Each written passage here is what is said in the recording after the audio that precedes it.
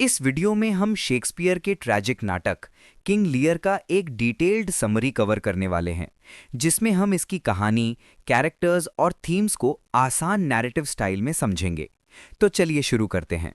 Shakespeare का King Lear पारिवारिक संघर्ष, अहंकार, विश्वासघात और सच्चाई की दर्दनाक खोज पर आधारित एक गहरी और शक्तिशाली त्रासदी है।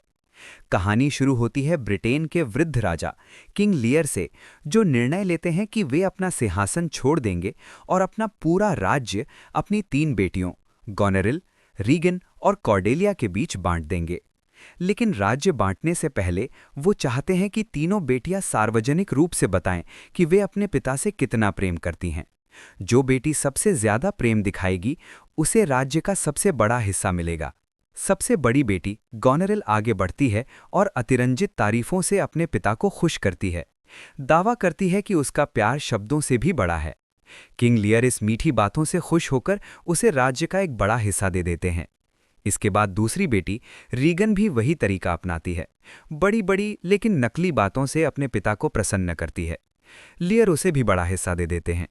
लेकिन जब कॉर्डेलिया की बारी आती है, वो झूठी चापलूसी करने से इनकार कर देती है। वो ईमानदारी से कहती है कि वो अपने पिता से प्यार करती है, लेकिन उतना ही जितना एक बेटी को स्वाभाविक रूप से करना चाहिए, न उससे ज्यादा न कम।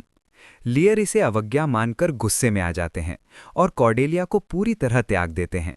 वो उसे राज्य का कोई हिस्सा नहीं देते और उसे देश से निकाल देते हैं। फ्रांस का राजा कॉर्डेलिया की ईमानदारी और सच्चाई से प्रभावित होकर बिना दहेज के उससे विवाह कर लेता है।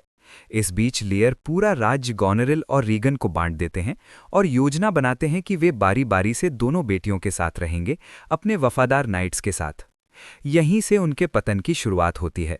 एक बार राज्य हाथ में आते ही गोनेरिल और रीगन का असली रूप सामने आ जाता है। अब वे लियर का सम्मान नहीं करती और जल्द ही उनकी उपस्थिति से परेशान होने लगती हैं। गोनेरिल शिकायत करती हैं कि लियर के नाइट्स अनुशासनहीन हैं और वो चाहती हैं कि लियर अपने नाइट्स की संख्या कम करें। लियर इस अपमानजनक व्यवहार से दुखी होकर रीगन के पास जाते हैं, लेकिन रीगन भी अलग नहीं होती। वो और उसका पति कॉर्नवॉल का ड्यूक लियर के साथ और भी बुरा व्यवहार करते हैं, उन्हें शरण देने से इनकार कर देते हैं और उनका सम्मान छीन लेते हैं। दोनों बेटियों द्वारा धोखा खाने पर लियर तूफानी और सुनसान मैदान पर निकल जाते हैं। उनका वफादार साथी द फूल उनके साथ रहता है और मजाकों के माध्यम से उन्हें समझाने की कोशिश करता है कि उनकी गलतियों ने उन्हें यहाँ तक पहुँचाया है। तूफान के बीच लियर का मानसिक संतुलन टूटने लगता है। उन्हें देर से एहसास होता है कि उन्होंने अपनी बेटियों को गलत समझा। उन्होंने चापलूसी को इनाम दिया और ईमानदारी को सजा। इसी के समानांतर ग्लॉस्टर की त्रासदी चलती है। ग्लॉस्टर के 2 बेटे हैं, एडगर जो वैध पुत्र है और एडमंड जो अवैध है। एडमंड ईर्ष्या और महत्वाकांक्षा में जलता है और राज्य और अधिकार पाने के लिए अपने भाई को हटाना चाहता है। वो चालाकी से ग्लॉस्टर को भरोसा दिला देता है कि एडगर उसके खिलाफ षड्यंत्र कर रहा है। एडगर को भागना पड़ता है और वो पुअर टॉम नाम के पागल भिखारी का भेष धारण कर लेता है। उधर एडमंड ग्लॉस्टर को भी धोखा देता है और कॉर्नवॉल और रीगन को बताता है कि ग्लॉस्टर लियर का समर्थन कर रहा है, इसलिए वो गद्दार है। कॉर्नवॉल और रीगन ग्लॉस्टर को भयंकर सजा देते हैं। वे उसकी आंखें फोड़ देते हैं। ये क्रूर दृश्य इतना भयानक होता है कि कॉर्नवॉल का एक सेवक इसका विरोध करता है और इस लड़ाई में कॉर्नवॉल मारा जाता है। अब अंधे हो चुके ग्लॉस्टर को अकेला छोड़ दिया जाता है। एडगर भेस में अपने पिता को मिल जाता है और उसकी मदद करता है, लेकिन ग्लॉस्टर को पता नहीं होता कि ये उसका अपना बेटा है। उनकी कहानी वफादारी, छल और क्षमा के गहरे विषयों को सामने लाती है। उधर गोनेरिल और रीगन दोनों एडमंड के लिए लालायत हो जाती हैं, जिससे उनकी प्रतिद्वंदिता और ज्यादा गहरी और खतरनाक हो जाती है। कॉर्डेलिया फ्रांस से सेना लेकर अपने पिता को बचाने लौट आती है। वो लियर को टूटे हुए मानसिक हाल में भटकते हुए पाती है।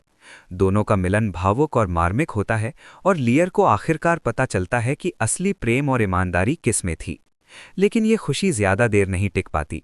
अंग्रेजी सेना फ्रांसीसी सेना को हरा देती है और लियर और कॉर्डेलिया दोनों को कैद कर लिया जाता है। अब सत्ता एडमंड के हाथ में है और वो गुप्त रूप से आदेश देता है कि कॉर्डेलिया की हत्या कर दी जाए।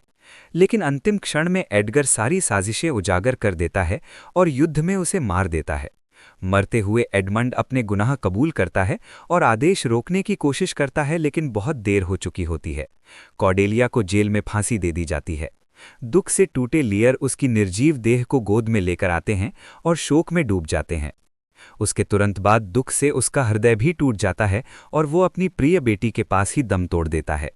इस बीच गॉनेरिल ईर्ष्या में आकर रीगन को जहर दे देती है और फिर खुद भी आत्महत्या कर लेती है।